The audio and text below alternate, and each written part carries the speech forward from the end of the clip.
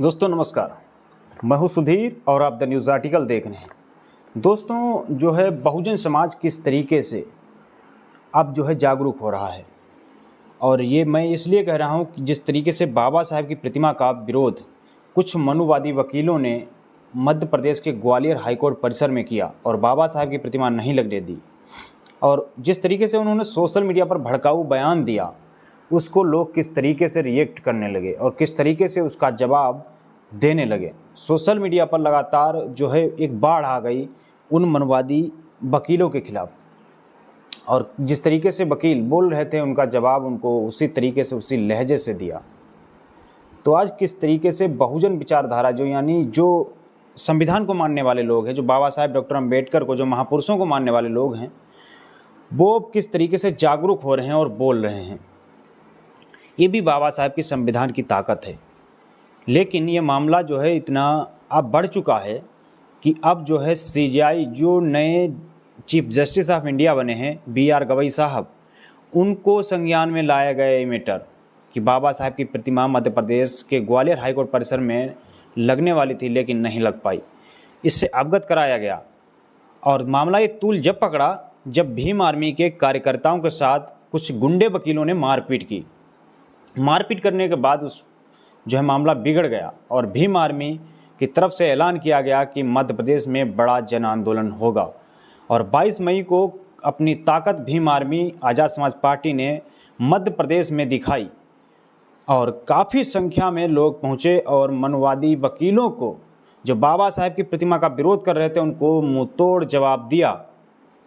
और जिस तरीके से बाबा साहब डॉक्टर भीमराव अंबेडकर ने इस देश को संविधान दिया और उनके संविधान से सब कुछ चल रहा है, तो फिर क्यों बाबा साहब की प्रतिमा से विरोध क्यों है, इतनी नाराज़गी क्यों है उन वकीलों को कि जब बाबा साहब के संविधान से वो अपनी दाल रोटी चला सकते हैं, बाबा साहब के संविधान से पढ़कर वो अपना जो चला रहे हैं घर का कारोबार, क्या वो ये बताएंगे कि बाबा साहब की प्रतिमा का विरोध क्यों कर रहे हैं? उनके अंदर मानसिक जातिवादी हैं, उनकी जातिवादी मानसिकता है, वो जाति के अहंकार में डूबे हैं। क्योंकि बाबा साहब जो थे वो कहीं न कहीं पूरे देश के लिए काम किए हैं, जो दलित पिछड़े आदिवासी हैं उनके लिए काम किए हैं।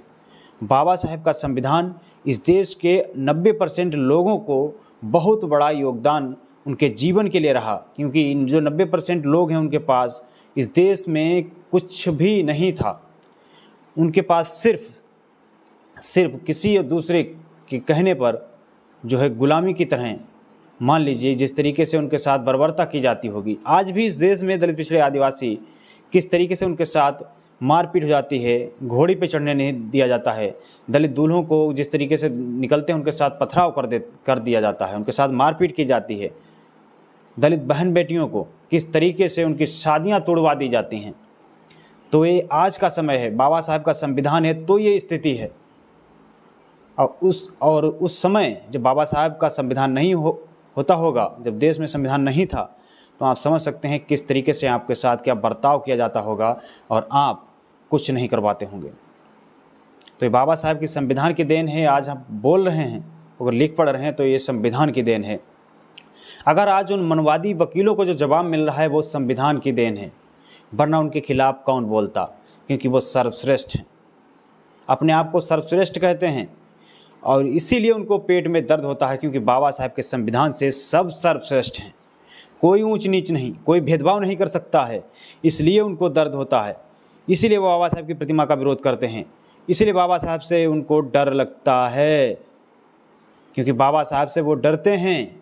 इसीलिए बाबा साहब की प्रतिमा को नहीं लगने देता है, क्योंकि जब जो कोर्ट परिसर के अंदर घुसेंगे तो बाबा साहब के दर्शन हो जाएंगे और बाबा साहब ने पता है इस देश के लिए क्या क्या कुछ कर दिया, तो इसीलिए उनको दर्द होने लगता है। उनके सामने बाबा साहब की तस्वीर पड़ जाएगी, इसीलिए उनको दर्द होता है, इसलिए बाबा साहब की प्रतिमा उन्होंने नहीं लगने दी। लेकिन अब मामला जो है सीजेआई BR गवई साहब के पास पहुंच गया है। अब BR गवई साहब पे क्या फैसला लेते हैं और क्या कहते हैं प्रतिमा को लेकर, ये आगे आने वाले समय में पता चलेगा।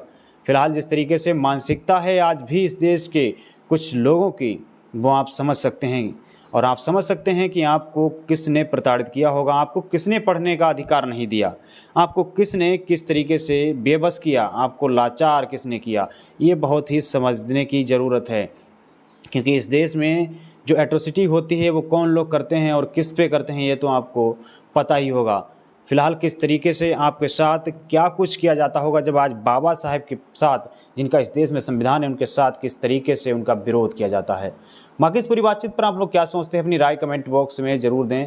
द न्यूज़ आर्टिकल को आपने सब्सक्राइब नहीं किया है तो इसको सब्सक्राइब जरूर कर लें, बेल आइकन भी दबाएं, वीडियो को ज़्यादा शेयर करें, लाइक करें। शुक्रिया।